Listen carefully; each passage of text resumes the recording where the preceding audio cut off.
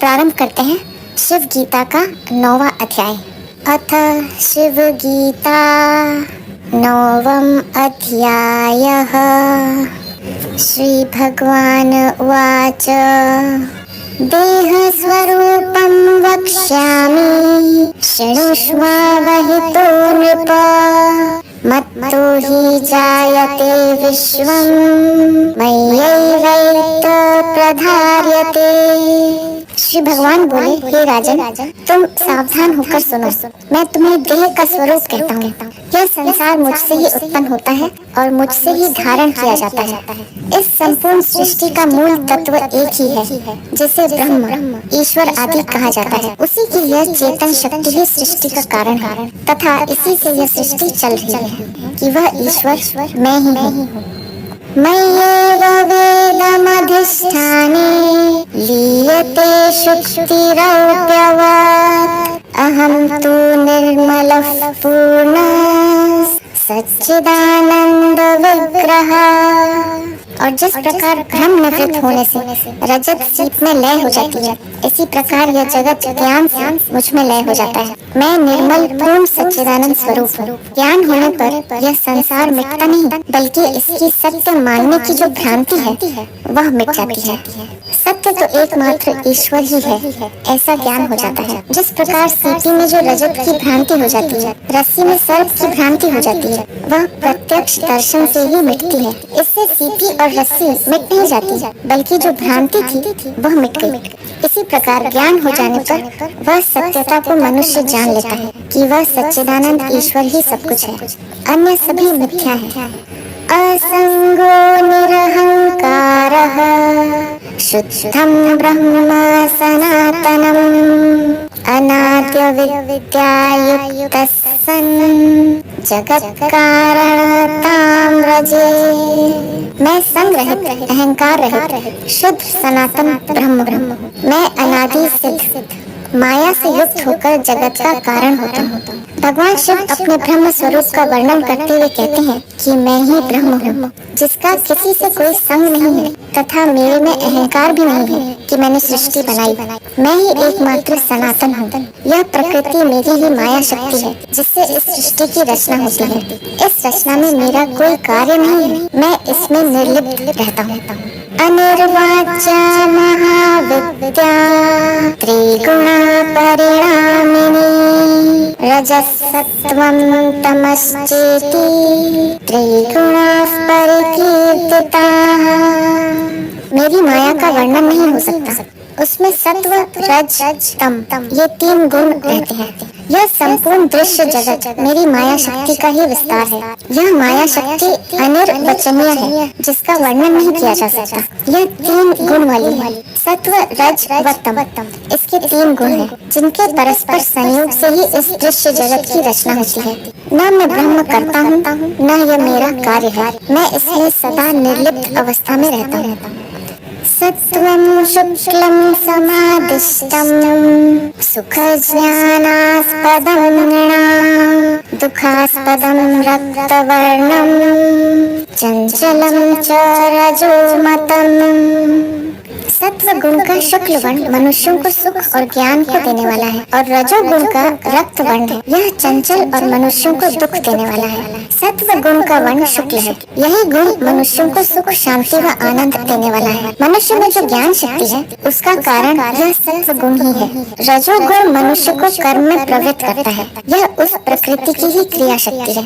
जिस व्यक्ति में इस गुण की अधिकता होती है, वह क्रियाशील व कर्मठ होता है, वह कर्म में अधिक रुचि लेता है। यह इस माया शक्ति का ही प्रभाव है। यह रजोगुण भी जब ज्ञान शक्ति की कमी के कारण उचित अनुचित का ध्यान रखे बिना कर्म करता है, तो वह दुख ही भोगता है। ज्ञान युक्त कर्म के ही सत् परिणाम होते हैं।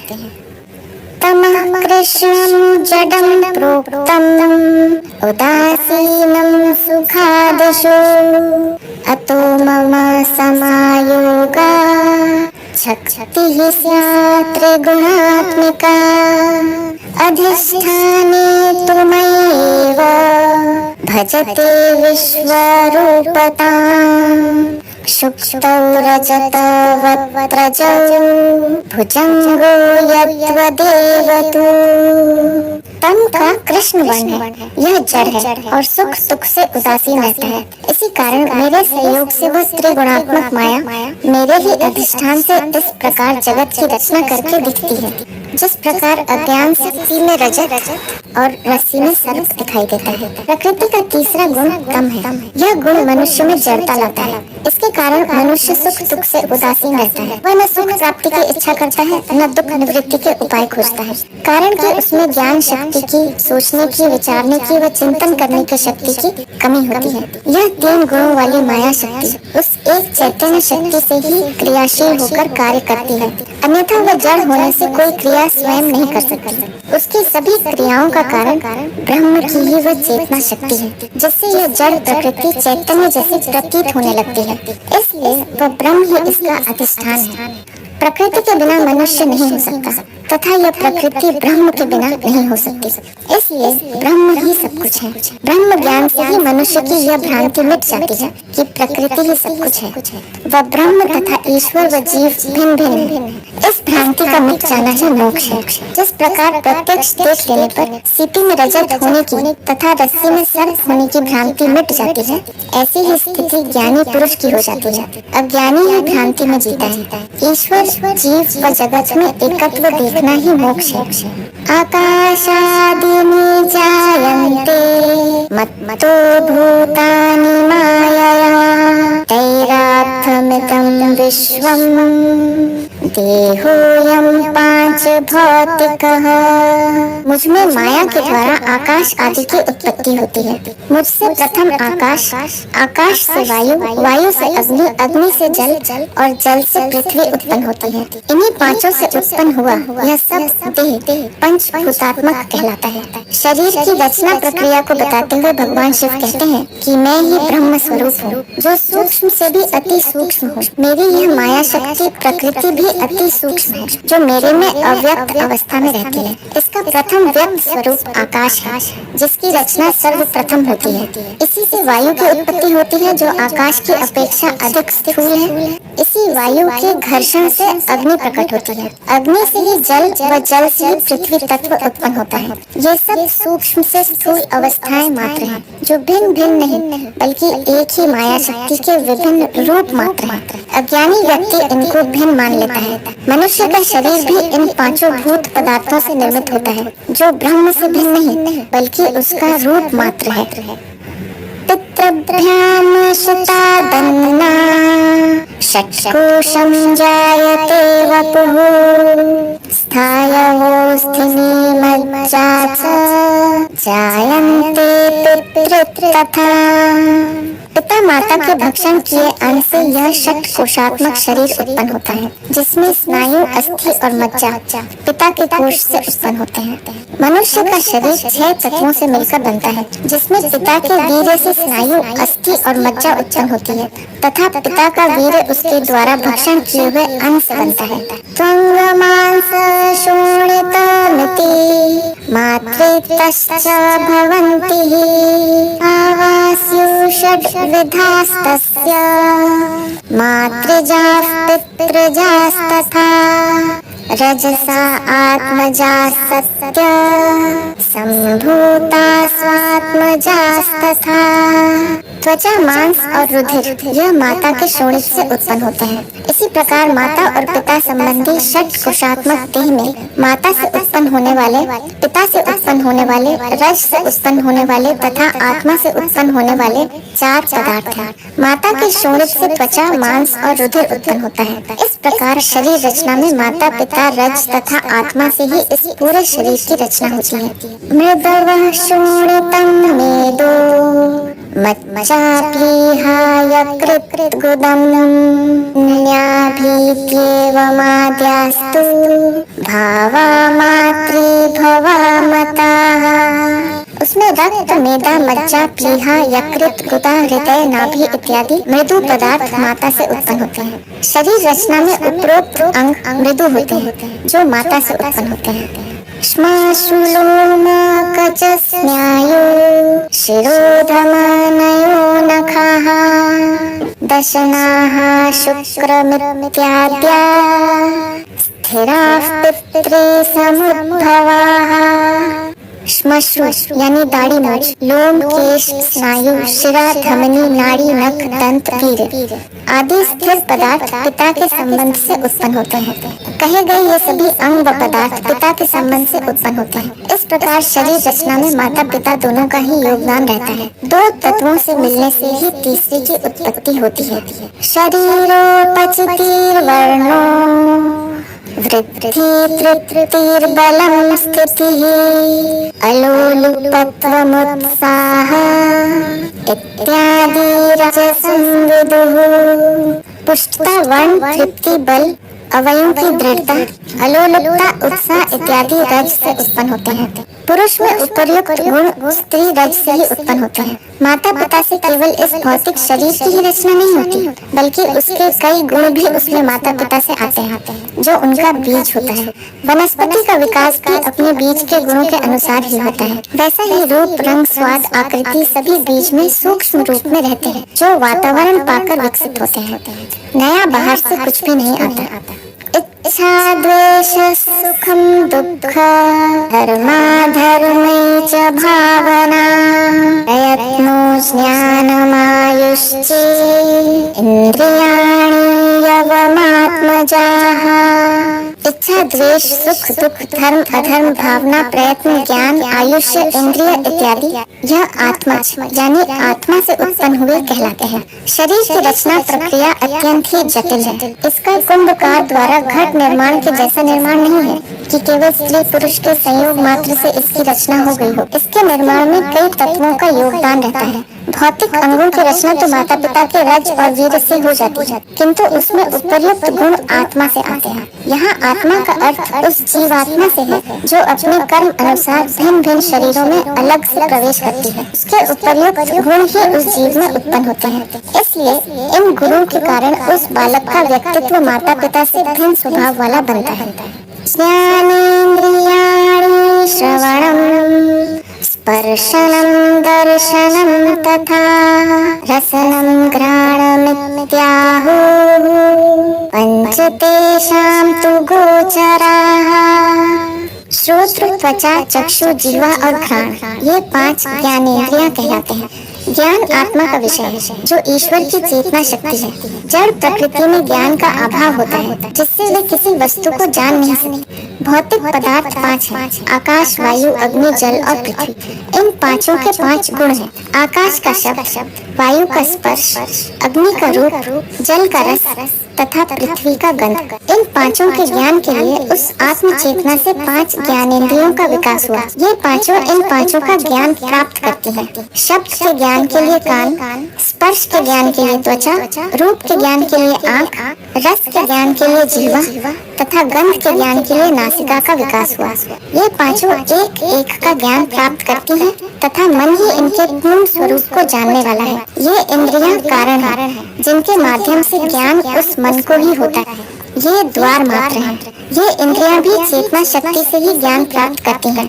चेतना के बिना ये भी व्यर्थ हो जाती है।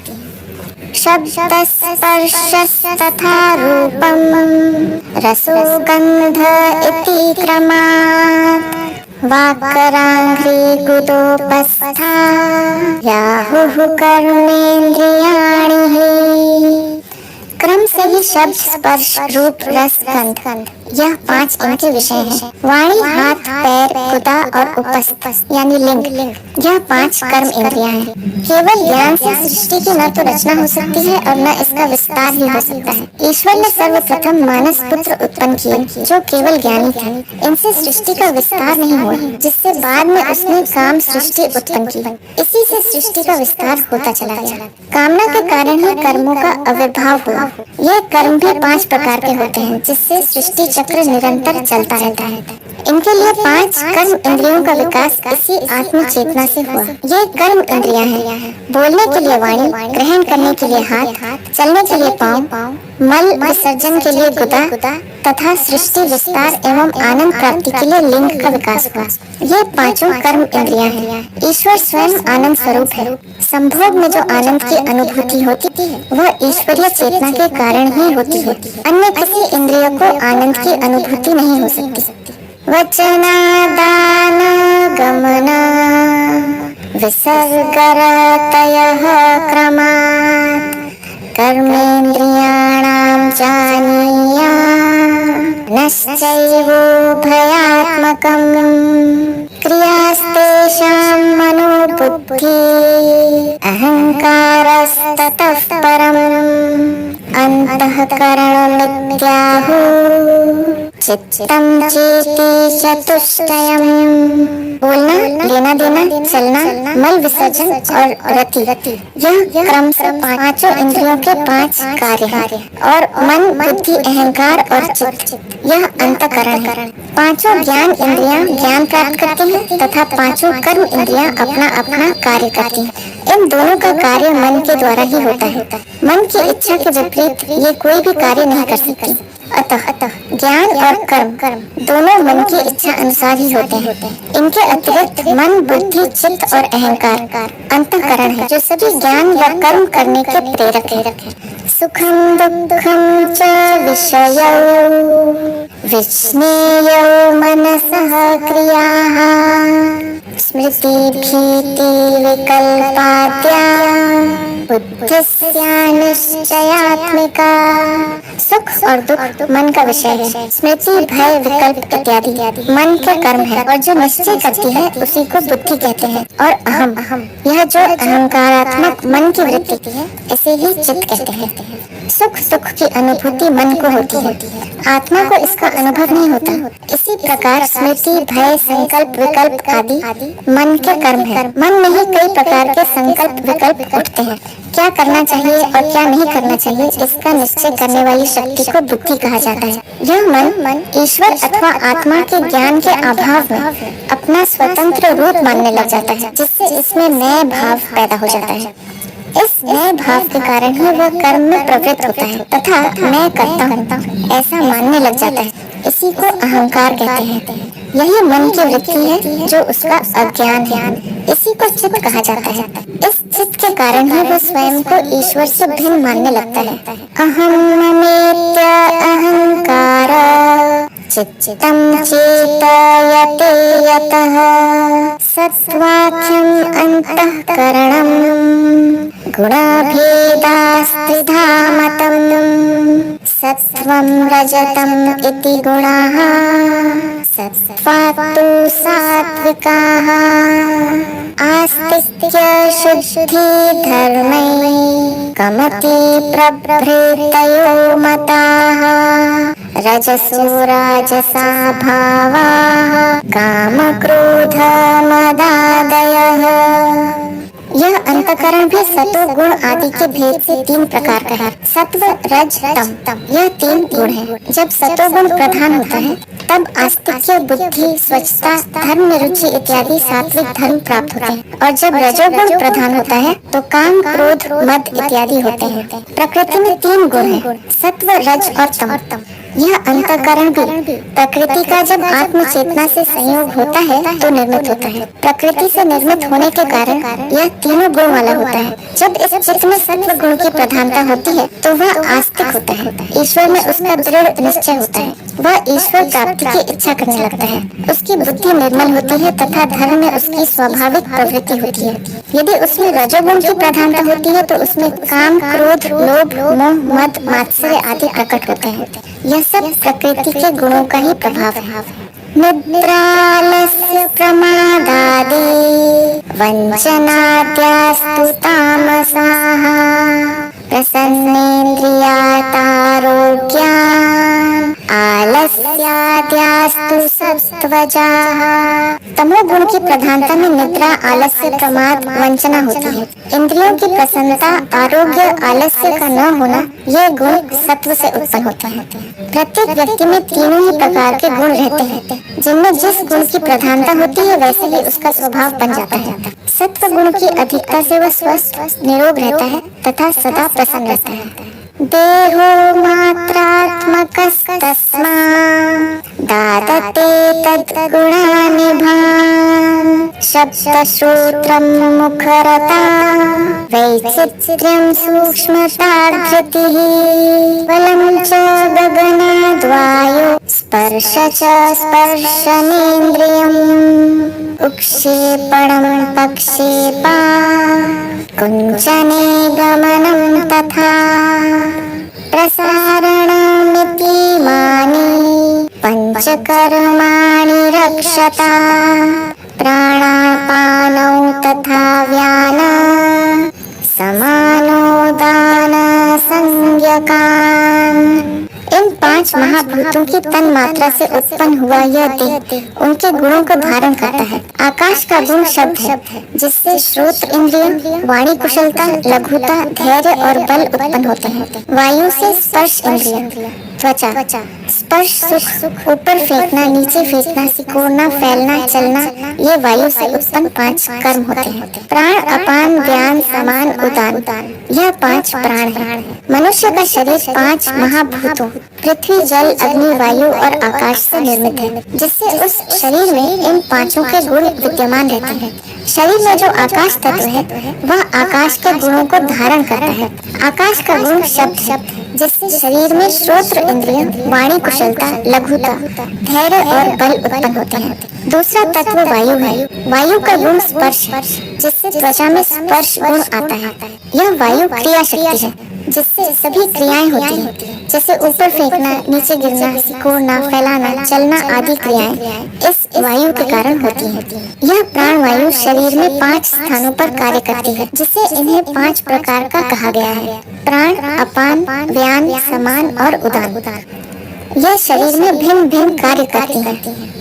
नागः कूर्मश्च कृक्कलो देवदत्तो धनञ्जयः दशैता वायुविकृति तथा गृह्णाति लाघवम्। नाग, कूर्म, कृकल, देवदत्त, धनंजय, ये 5 उप प्राण कहलाते हैं। ये एक ही वायु के विकार को प्राप्त होने के कारण 10 नाम बताए गए हैं। यह प्राण वायु तो एक ही है, किंतु इनके भिन्न भिन्न स्थानों पर रहकर भिन्न भिन्न कार्य करने के कारण इनको ये 10 नाम दिए गए हैं। इनके कार्य इस प्रकार हैं। तेषां मुख्यतरः प्राणो नाभे कण्ठदवस्थितः चरत्यस्यो नासिकयो नाभौ हृदय पंकजे। शब्दोच्चारण निश्वासो श्वासादेरपि कारणम्। इसमें प्राण वायु मुख्य है, जो नाभि से लेकर कंठ तक स्थित रहता है और नासिका, नाभि तथा हृदय कमल में गमन करता है। इन प्राणों में जो वायु नाभि से लेकर कंठ तक गमन करता है उसे मुख्य प्राण कहा जाता है। इससे नासिका, नाभि तथा हृदय की क्रियाएं संचालित होती हैं। शब्द के उच्चारण, निःशब्द, निश्वास और श्वास आदि का यही कारण है।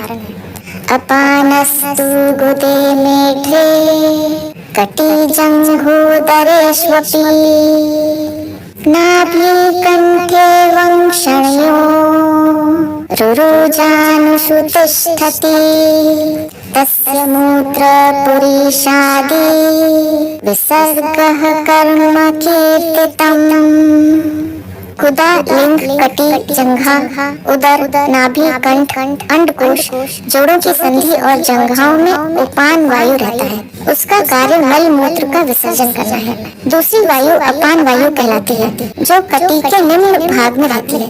इसका कार्य मल मूत्र, वीर आदि का त्याग करना है।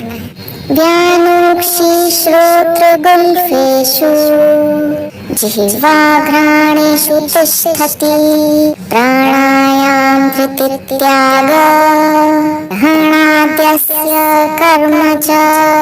नेत्र, कर्ण, पांव के घुटने, जीवा तथा नासिका, इन 5 स्थानों में व्यान वायु रहता है। प्राणायाम रेचक, पूरक, कुंभक इसके कर्म है। वह व्यान प्राण इन स्थानों पर रहता है। इसी प्राण वायु से प्राणायाम की स्वाभाविक क्रिया होती है, जिसमें श्वास का आना, शरीर में रुकना तथा पुनः छोड़ने की क्रिया अपने आप चलती रहती है।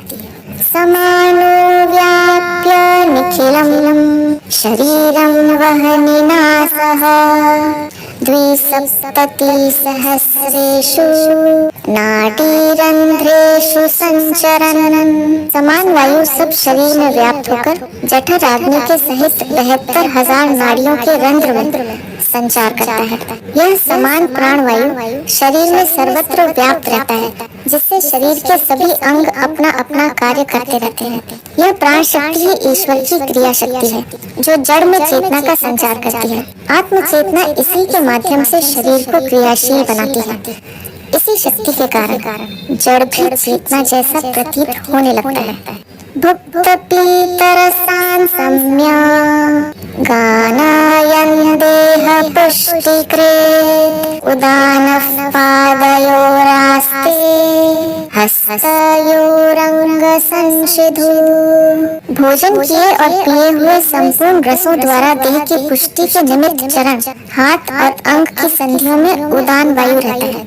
इस प्रकार प्राण वायु जो भी भोजन किया जाता है उसके रसों को हाथ, पैर व अंग की संधियों में पहुंचाता है, उसे उदान वायु कहा जाता है। इसी से शरीर पुष्ट होता है। कर्मस्य देहो नयनो क्रमणादि प्रकीर्तितम् त्वगादि धातु निश्चित्य पंचनागादय स्थिताः। देह का चलाना उठाना इसका कर्म कहा जाता है। त्वचा, मांस, रक्त, अस्थि और स्नायु, इन 5 धातुओं के आश्रय नाग आदि 5 उप प्राण रहते हैं। ये 5 तो मुख्य प्राण हैं, जो कि शरीर के प्रत्येक अंग को सक्रिय बनाते हैं, किंतु इनके अतिरिक्त 5 उप प्राण हैं, जिनके नाम है नाग, कूर्म, कृकल, देवदत्त और धनंजय। उद्गारादि निमेषादि शुच्चिपासादिकं क्रमात् तंद्री प्रभृति शोकादि तेषां कर्म प्रकीर्तितम्। डकार, हिचकी, यह नाग वायु का कार्य है। पलक खोलना व बंद करना, कटाक्ष, यह कूर्म का कार्य है। भूख प्यास छींकना, यह कृकल का कार्य है। आलस्य, निद्रा, जघाई, देवदत्त वायु का कार्य है। शोक और हास्य, यह धनंजय वायु का कार्य है। इस प्रकार शरीर में जो भी क्रियाएं व हलचल होती हैं, वे सभी इस प्राण वायु के कारण होती हैं। यह प्राण वायु ही 10 प्रकार के कार्य करती है, जिससे इनके कार्यों के अनुसार इनको 10 प्रकार का बताया गया है। अग्निस्तु रोचकं रूपं दीप्तिं पाकं प्रकाशताम् अमशं तीक्ष्णं सूक्ष्माणाम् ओजस्तेजश्च शूरताम् मेधावितां तथा दत्ते जलात्तु रसनं रसम् ऐक्यं स्नेहं द्रवं स्वेदम् गात्रदी मृदुतामपि। अग्नि का धर्म चक्षु रूप, भोजन का पचना, प्रकाश, क्रोध, तीक्ष्णपन, कृष्णा, ओज, तेज, संताप, शूरता और बुद्धि, ये गुण तेज से उत्पन्न होते हैं। और रस में इंद्रियां, रस, शीत, चिकनापन, द्रवत्व, पसीना और संपूर्ण अवयवों में कोमलता, यह धर्म जल से उत्पन्न होता है। आकाश और वायु के धर्म किस प्रकार शरीर पर अपना प्रभाव डालते हैं, इसके वर्णन के बाद इस श्लोक में अग्नि व जल के धर्मों का वर्णन किया गया है कि ये तत्व शरीर को किस प्रकार प्रभावित करते हैं।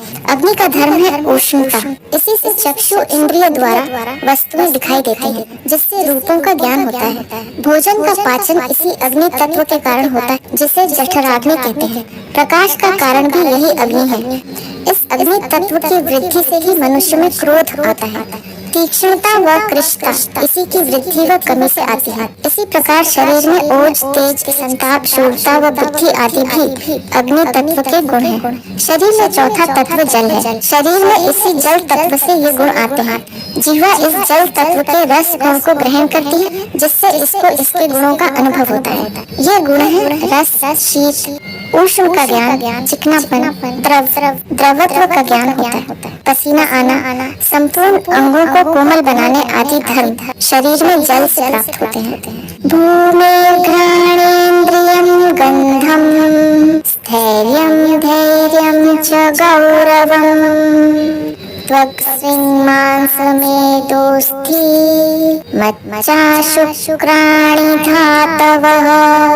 घ्राण इंद्रिय, गंध, स्थिरता, धैर्य, गुरुत्व ये धर्म पृथ्वी से उत्पन्न होते हैं। त्वचा, रुधिर, मांस, मेदा, अस्थि, मज्जा और शुक्र ये 7 धातु शरीर का धारण करते हैं। इन पंचभूतों में 5वां तत्व पृथ्वी है, जिसका गुण गंध है। इसके ज्ञान के लिए नासिका है। पृथ्वी तत्व के अन्य गुण स्थिरता, धैर्य, गुरुत्व है। मनुष्य में ये गुण पृथ्वी तत्व से आते हैं। इसी पृथ्वी तत्व से शरीर में त्वचा, रुधिर, मांस, मेदा, अस्थि, मज्जा तथा वीर्य का निर्माण होता है, जो इस शरीर को धारण करते हैं। इस प्रकार शरीर की रचना, उसकी कार्य प्रणाली व ज्ञान के लिए ये 5 महाभूत एकमात्र कारण है। इन्हीं तत्वों से शरीर की रचना होती है, जिससे इस शरीर को पंचभूतात्मक कहा गया है। अन्नं पुंसाश्रितं त्रेधा जायते जठराग्निना मलस्थविष्ठो भागस्य मध्यमो मांसतां व्रजेत् मनकनिष्ठो भागस्य तस्मादन्नमयं मनः। मनुष्यों द्वारा भक्षण किया हुआ अन्न जठराग्नि से 3 भाग हो जाता है। इसका स्थूल भाग मल, मध्य भाग मांस और सूक्ष्म भाग मन होता है। इससे मन अन्नमय कहलाता है। शरीर में आत्मा के अतिरिक्त सभी कुछ इस जड़ प्रकृति से निर्मित है, जिनका कारण ये पंचभूत है, जिनका वर्णन पूर्व श्लोकों में किया गया है। यह शरीर और इंद्रियां इन्हीं 5 भूतों से निर्मित है, जो स्थूल है। इनसे परे मन है, जो सूक्ष्म है, किंतु यह भी अन्न से निर्मित होता है। जैसा अन्न मनुष्य खाता है, वह पेट में जाता है। जठराग्नि उसे पचाने का कार्य करती है, जिससे यह अन्न 3 भागों में विभक्त हो जाता है। इसका स्थूल भाग मल कहलाता है, जिसे अपान वायु गुदा द्वारा बाहर निकाल देती है। इसका रस भाग मध्य भाग है, जिससे मांस का निर्माण होता है, तथा इसका जो सूक्ष्म भाग है, उसी से मन की रचना होती है। इसलिए मन भी जड़ ही है, जिसका निर्माण भोजन द्वारा ही होता है। अपांस्तविष्ठो मूत्रं स्यात् मध्यमो रुधिरं भवेत् प्राणः कनिष्ठो भागस्य तस्मात् प्राणो जलात्मकः। जल का स्थूल भाग मूत्र, मध्य भाग रक्त और कनिष्ठ भाग प्राण कहलाता है। इसलिए प्राण जलमय है। इस शरीर में जो क्रिया शक्ति है, वह प्राण शक्ति है। पूर्व में जो 10 प्राण बताए गए हैं, वे वायु रूप है। उनमें प्राण शक्ति विशेष है, जो जैव विद्युत है। यह प्राण शक्ति जल का ही भाग है। मनुष्य जो जल पीता है, उसका स्थूल भाग मूत्र रूप में शरीर से बाहर निकल जाता है, जो शरीर के लिए अनुपयोगी होने से वह उसे बाहर निकाल देता है। उसका मध्य भाग रक्त बनाता है, तथा उसका सूक्ष्म भाग ही प्राण है। इसलिए प्राण को जलमय कहा गया है। तेजोस्थि स्थविष्ठस्य मज्जा मध्यम संभवः कनिष्ठा वाङ्मता तस्मात् तेजो बन्नात्मकं जगत्। तेज का स्थूल भाग अस्थि, मध्य भाग मज्जा और सूक्ष्म भाग वाणी है। अतः यह जगत अन्न, तेज और जल रूप है। शरीर में अग्नि तत्व का स्थूल भाग अस्थि है, मध्य भाग मज्जा है तथा इसका सूक्ष्म भाग वाणी है। इसलिए यह संपूर्ण जगत अन्न, जल व तेज से निर्मित है। ये सभी पदार्थ भौतिक हैं, जो शरीर में अपने विशेष अनुपात में रहते हैं।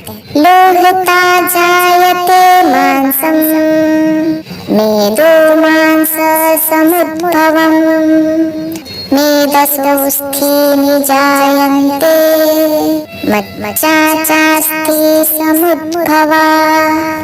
रक्त से मांस उत्पन्न होता है, मांस से मेदा, मेदा से अस्थि और अस्थि से मज्जा उत्पन्न होती है। जिस प्रकार एक ही पदार्थ विभिन्न प्रकार की विष्कलन क्रिया यानी रासायनिक क्रिया से विभिन्न प्रकार के पदार्थों का निर्माण करता जाता है, उसी प्रकार की रासायनिक क्रिया शरीर में होती है, जिससे शरीर द्वारा पिया गया जल ही विभिन्न प्रकार की रासायनिक क्रियाओं से गुजरकर रक्त, मांस, मेदा, अस्थि और मज्जा में परिवर्तित होता जाता है। मज्जा से ही पुनः शुक्र बनता है, जो शरीर का बीज है। इन सभी का निर्माण पंचभूतों के विभिन्न संयोग से विष्कलन क्रिया द्वारा होता है, जिससे शरीर की रचना होती है। इसलिए शरीर मात्र भौतिक पदार्थ से ही निर्मित होता है। नाडयोऽपि मांस संघाता शुक्रम मज्जा समुद्भवम्।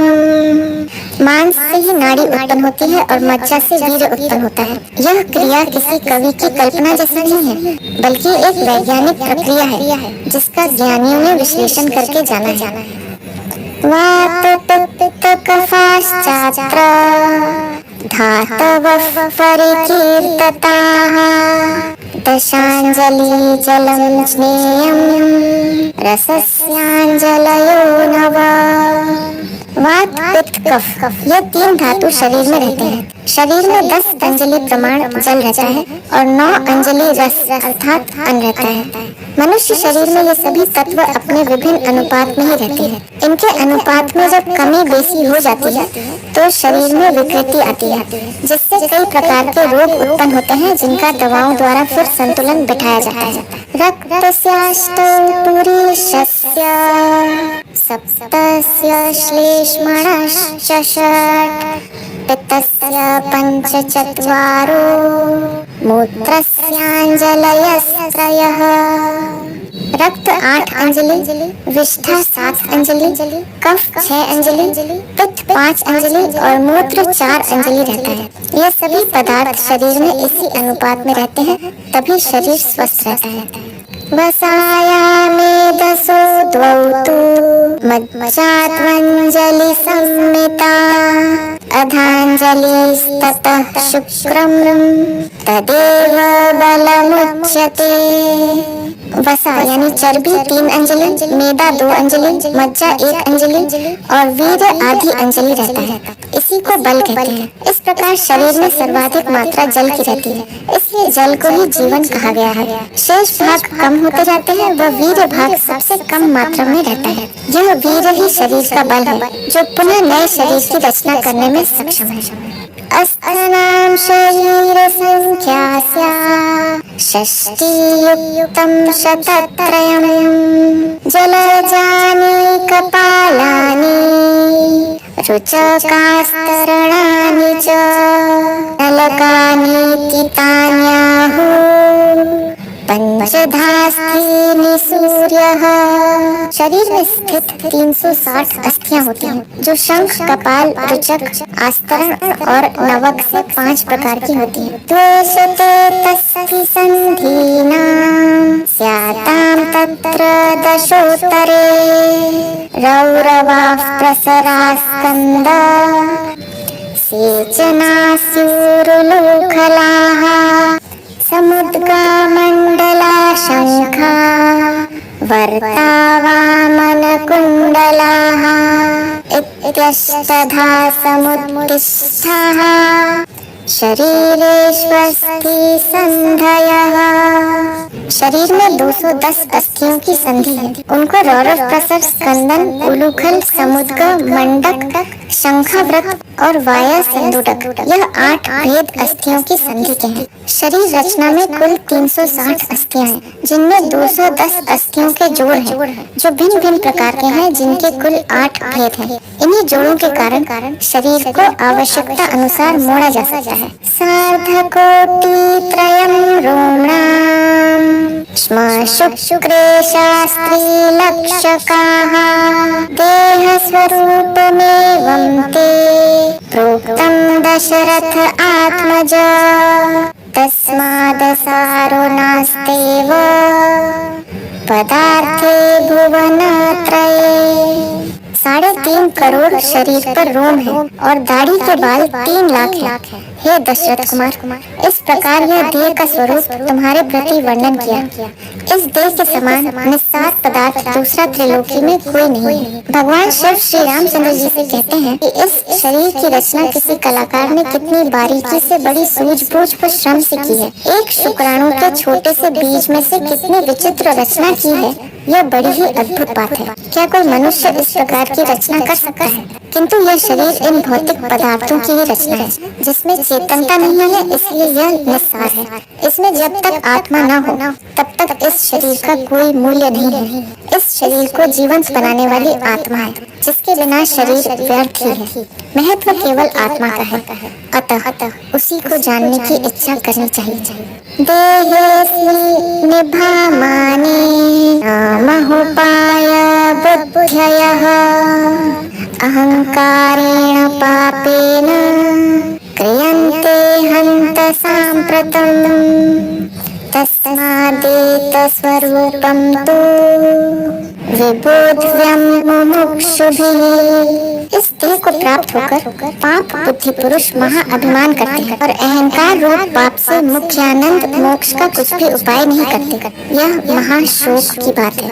इस कारण मुमुक्षु को वैराग्य दृढ़ होने के निमित्त यह स्वरूप जानना आवश्यक है। भगवान शिव कहते हैं कि इस शरीर में अस्थि, मांस, रक्त, वात, पित्त, कफ, मेद, मज्जा, वीर्य, मल, मूत्र आदि सभी दूषित पदार्थ हैं। इनके सिवाय और कौन सी ऐसी वस्तु है जिस पर मनुष्य अभिमान करता है? फिर भी जो मूर्ख लोग हैं वे इस शरीर पर ही अभिमान करते हैं और इसके भीतर जो चेतन आत्मा है उसकी उपेक्षा करते हैं, जिसके कारण ही यह शरीर महत्वपूर्ण बन जाता है। अतः जो विवेकी जन है वह अपने शरीर व उनके भोगों के प्रति वैराग्य करके मोक्ष की ही कामना करते हैं, जिससे इस जीव को शाश्वत आनंद की प्राप्ति हो सके। ज्ञानी आत्मा को ही मूल्यवान समझते हैं तथा मूर्ख लोग ही शरीर मात्र का ही पोषण करते रहते हैं, जो केवल इसी जन्म का साथी है और आत्मा तो जन्मों जन्मों का साथी है। अथ शिव गीता 9वां अध्यायः समाप्तः।